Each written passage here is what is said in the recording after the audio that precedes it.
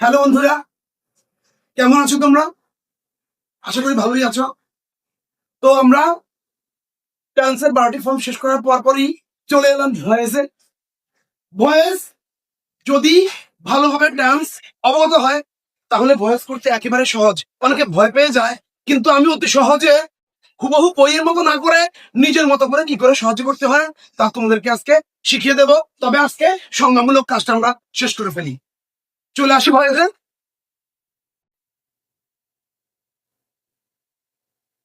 একই বাক্যে সাবজেক্ট ও অবজেক্ট এর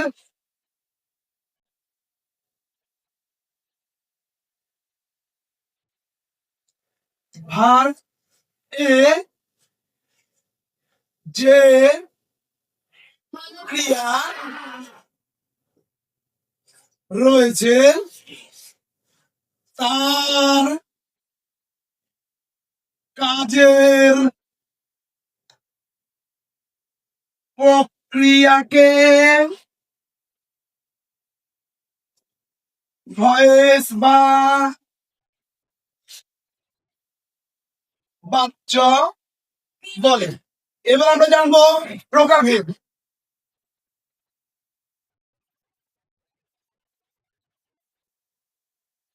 প্রকারভেদ ভয়েস দুই প্রকার।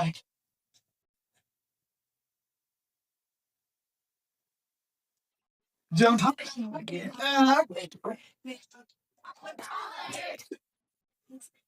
অ্যাক্টিভ ভয়েস অর্থাৎ কর্তৃ বাচ্য। দুই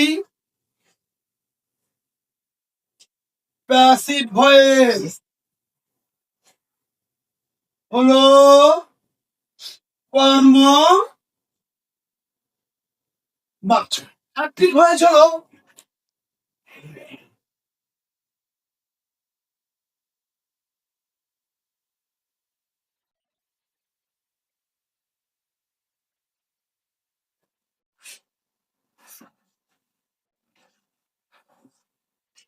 সাবজেক্ট বা কর্তা নিজে সক্রিয় হয়ে যে কাজ সম্পন্ন করে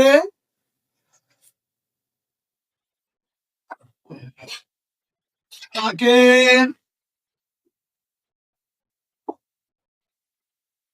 অ্যাক্টিভ ভয়েস বা কর্তৃবাচ্য বলে। যেমন আই ইট রাইস। দুই প্যাসিভ ভয়েস। প্যাসিভ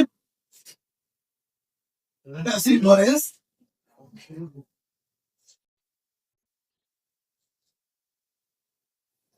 যে সেন্টেন্স বা বাক্যে কর্তা নিজে সক্রিয় না হয়ে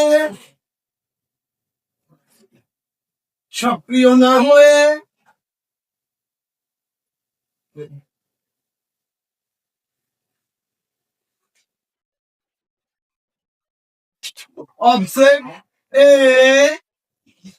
এর অন্য কর্তৃক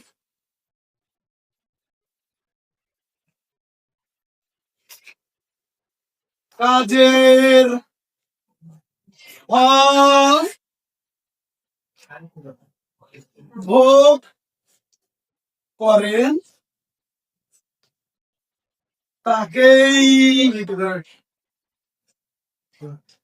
প্যাসিভ ভয়েস বা কর্মবাচ্য বলেন। যেমন প্রশ্ন ছিল আই ইট রাইস, এই বাক্যটি আমি এখন তৈরি করবো, ঠিক আছে, কিন্তু আমরা যখন নিয়ম বা সম্পূর্ণ স্ট্রাকচার না জানবো করে লাভ হবে না। তারপরেও করে দিচ্ছি, এরপর আমরা যখন সম্পূর্ণ সহজ পাবে তার নীতি নির্ধারণ এবং প্রত্যেকটা নিয়ম জানবো, একেবারে সহজেই তা করা সম্ভব হবে। নিয়মের খাতিরে পোজ করছি, অবজেক্ট হয় সাবজেক্ট, প্রাইস প্রেজেন্ট ডিফিনিট এক থাকলে দুই হয় ইজ, কন্টিনিউয়াস থেকে আসছে, প্রাইস ইজ ইট এর ফার্স্ট ফর্ম, ভয়েসে হওয়ার সময় ভার্বের ফার্স্ট পার্টিসিপল হয়, ইটেন অবজেক্টের পূর্বে by oblique to oblique for বসে, তবে আমি জানিয়ে দেবো কখন বাই, কখন ফর, কখন অন্যগুলো বসবে। এই বাক্য বসবে by, rice is eaten by I এর অবজেক্ট মি। আমি অতি সহজে এটাই কিভাবে করলাম বা ভয়েস কিভাবে সহজে করতে হয় তা জানিয়ে দেব, তবে একটি কবিতার মাধ্যমে এবং সাবজেক্ট ও অবজেক্টের পরিবর্তনের মাধ্যমে অতি সহজে কিভাবে টেন্স করতে হয় এবং টেন্সের পর্যায়ে ভয়েসে আনতে হয় তা এর পরবর্তীতে আমি দেখাচ্ছি।